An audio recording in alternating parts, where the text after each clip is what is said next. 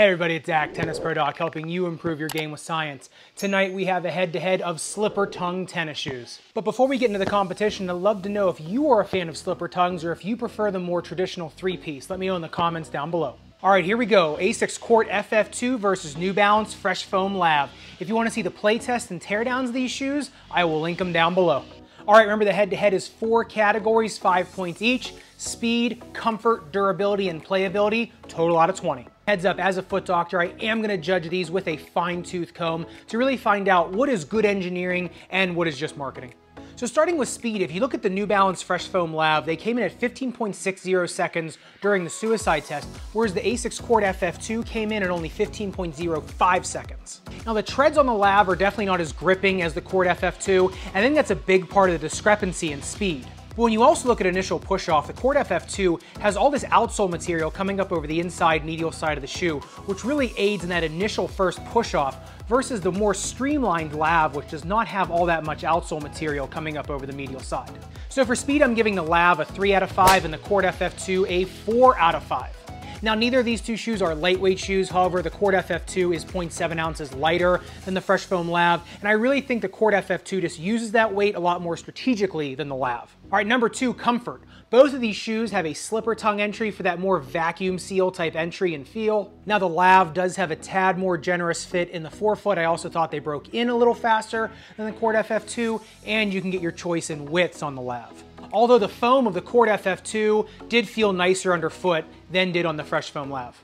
So for me, both get a 4 out of 5 for comfort. The New Balance because the uppers were a little more comfortable, and the Court FF2 because the midsole was a little more comfortable. Now, both of them have a slipper tongue entry. Now, some people find that to be a lot more of a comfortable, snug-like fit, but some people really don't like that, so they're gonna get a point lost each for that. Reminder, if you have two shoes you want to see go head-to-head, make sure you leave me a comment down below with which shoes those are, as well as give me your pick between these two shoes. All right, so durability. Both outsoles were really durable. The Dremel test, only 1 millimeter of damage. What really impressed me about both of these shoes was the upper durability, with either reinforced rubber or this really tough cross-stitching. Both of these shoes were incredibly resistant to wear in the upper. So for me, both of these shoes get a 5 out of 5 for durability. The only caveat to that was I did have a subscriber tell me that they did have a pair of LAVs that did start to fray at the outsole and midsole junction. However, I have never had that experience with this shoe between me or my father using them, so that may have just been a bad batch. All right, and last but not least, playability, the ultimate test.